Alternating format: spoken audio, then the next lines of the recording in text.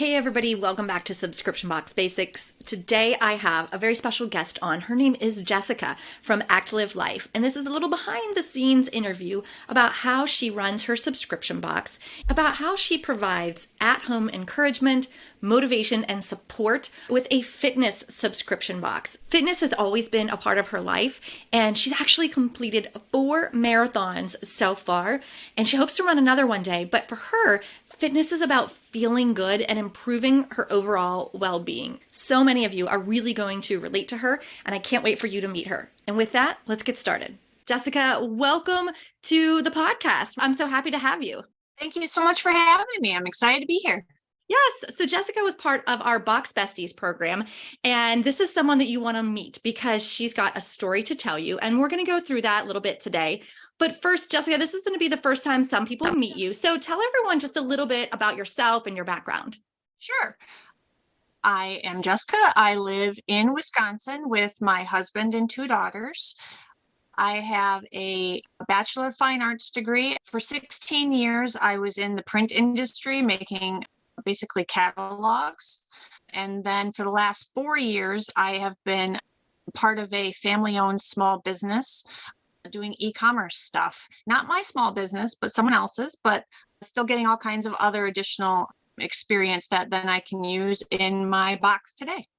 Okay, so let's talk about your subscription box. Tell us who's it for and what's it all about? Yes, so Actlive Life is for basically women who don't necessarily want to go to the gym, but want to still have fitness in their lives. Not everyone is comfortable heading to the gym, and I recognize that. Even though I love fitness, I know other women love fitness, but they don't necessarily want to do it with a big group. So I'm trying to make basically a gym in a box, having the camaraderie with the community, with my Facebook group, and then sometimes there's different equipment in the box that will then help you with different exercises, and then there's tasty treats that you could potentially find at a gym, or just maybe just a tasty treat. There's always an apparel item, so it could be a t-shirt, it could be a sports bra, it could be leggings, any of those kind of items. When you get new fitness gear, you just feel more like you want to work out.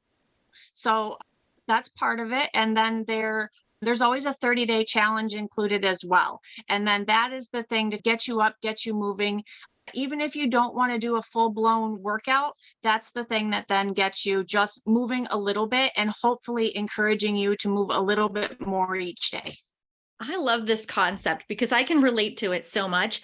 I do go to a gym, but there's so many times where I don't want to go because I'm intimidated by the equipment. I typically go to the same few machines every single time. So I love that you're building this for people who don't want that gym experience, would rather do it at home.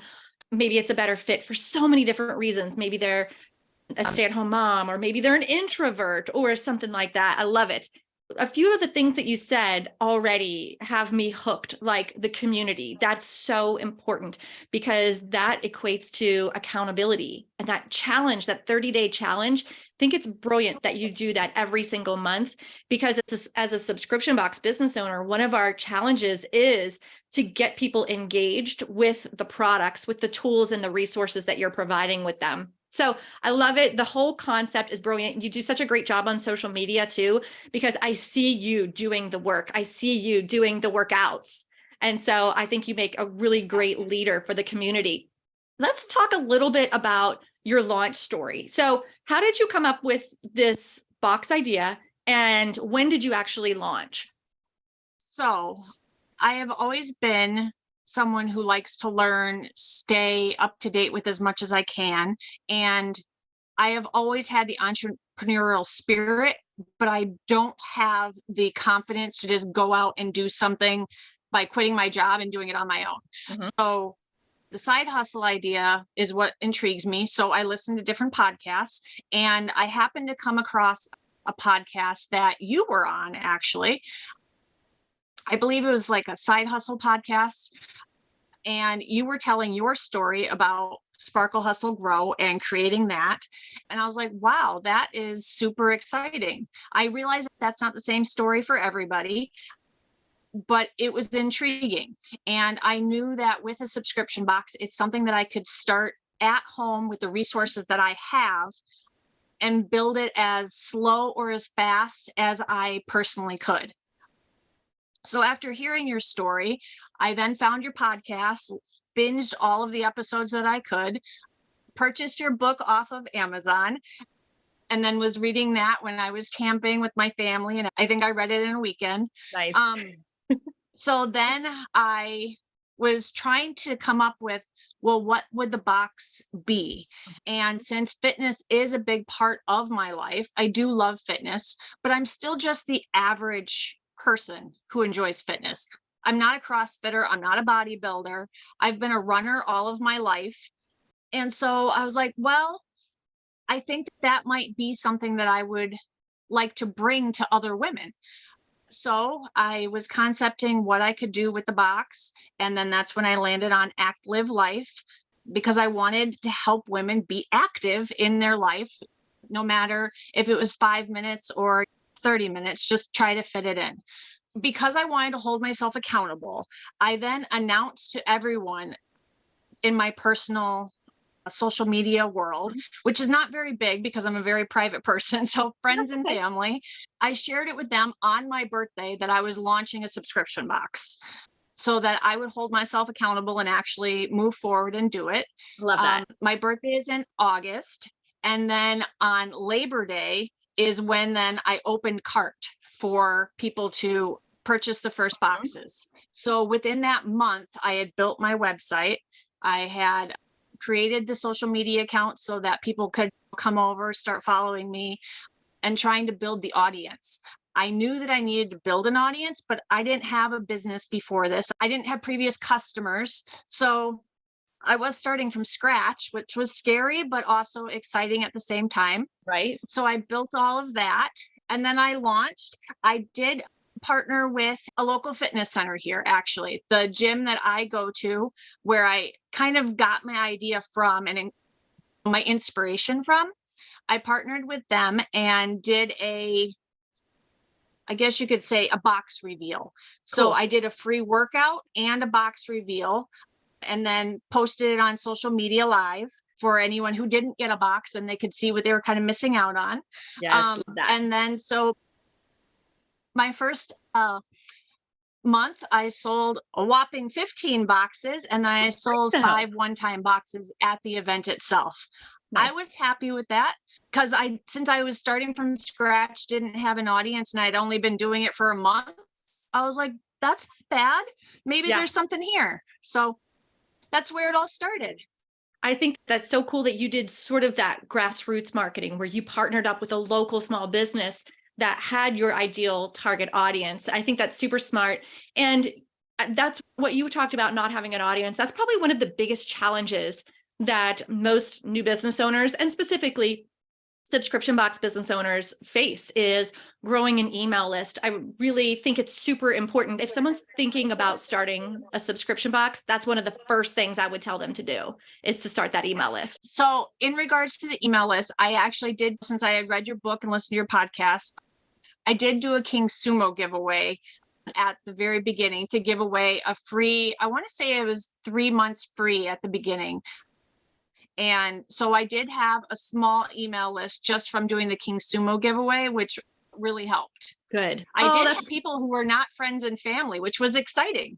That is so exciting because it's scary to put yourself out there, and you never know how far you're reaching beyond your own network, unless of course you're running ads. So then you can reach much farther. But okay, so we heard a little bit about your launch story. Tell us about maybe a challenge that you had and then how you overcame that, because everyone listening is either an aspiring subscription box entrepreneur, or maybe they're just like in their early stages.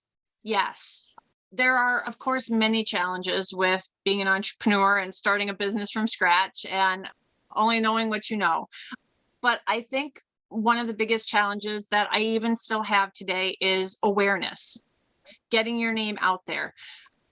if you don't pay big money to Facebook and social media and things like that, it is obviously very difficult.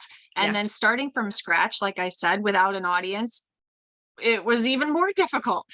So awareness is my biggest thing. So I want to say it was like 3 months into my subscription, it dawned on me that I could reach out to YouTubers who do unboxings. That's their thing.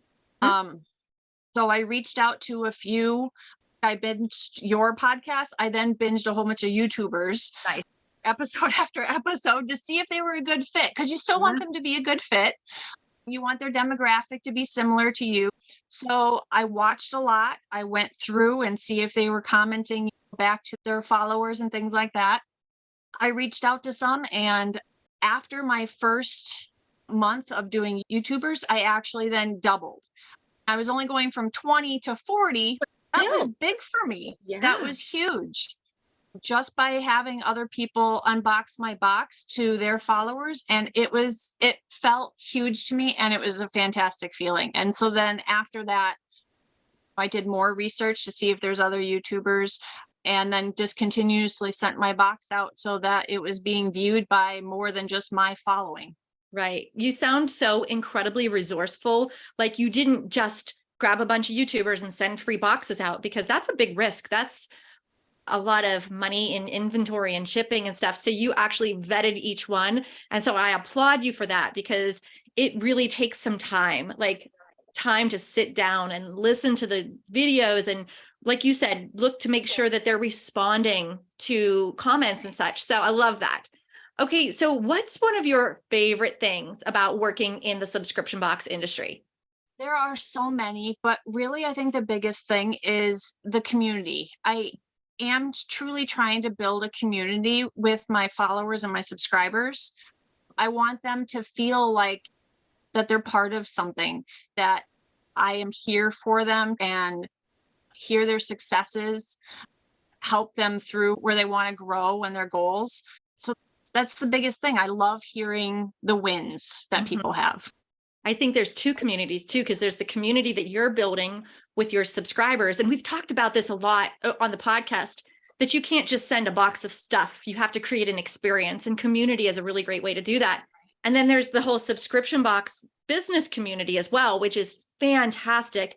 It's just my favorite industry. I feel like everyone is so giving, and it's a really great group of people. And we actually got to see each other in person at Sub Summit recently and be amongst those people. So that was super fun. So some people, again, as if they're listening, they're thinking about starting a subscription box. What's one piece of advice that you can share with them from your perspective about starting a box? Yes, I would say that you don't know what you don't know. True. So just go out there and do whatever research you can, but don't let that hold you back on starting. You will learn along the way. And like you said, the subscription box community is fantastic. Other subscription box owners will help you along the way, any questions that you have. And you'll just learn and grow as you actually do step by step, because you'll learn one thing and then you'll be like, oh, now I have to do this. But you didn't know that until you did the previous step. Right. So it's just all progression. You just got to go and do it so that you learn along the way and have fun doing it. Yeah, I think that's really good advice. And you learn so much, especially in those first 3 months of trial and error and what's working and what needs a system. I think that's really great advice. So if we have listeners that are interested in checking out your subscription box, where can they find you online? And I think you have a special code for them too, right? I do. It is boxes 10. You can save 10% off of your first subscription. I do have multiple subscriptions to choose from. So there is the Mighty Motivator box, and then there's a smaller version of the same things, but just a little less, a mini. And then I actually have a snack box. And then I recently started a top club. So you can choose a tea or a tank. So that should apply to any one of those if you are interested. Okay. My website is actlivelife.com. So there is an L in there. Okay. And then on Facebook, I am Actlive Life Box. And then on Instagram, Actlive Life.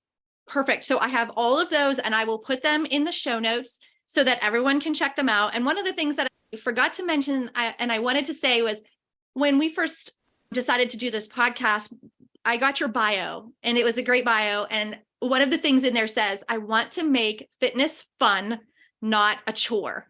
And that was the thing that I was like, where I leaned in and I was like, oh, it's so true. Cause sometimes I do think of it as a chore because we're busy and it's hard to sometimes fit it in the schedule. You know what I mean? So I love that little tagline in your bio. So if that resonates with you and you're listening, go check it out at actlivelife.com.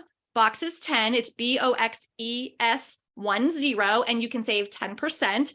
And yeah, just check her out online. Jessica, thank you so much for spending some time with me on the podcast. It's one of my favorite things is to pull back the curtain and show behind the scenes, because I think that as business owners, we can learn so much from each other when we pull back that curtain. So thank you for sharing your story. Thank you so much for having me, Julie. I really appreciate it. Awesome. Well, guys, thanks so much for listening today, and we'll see you in the next episode. Bye.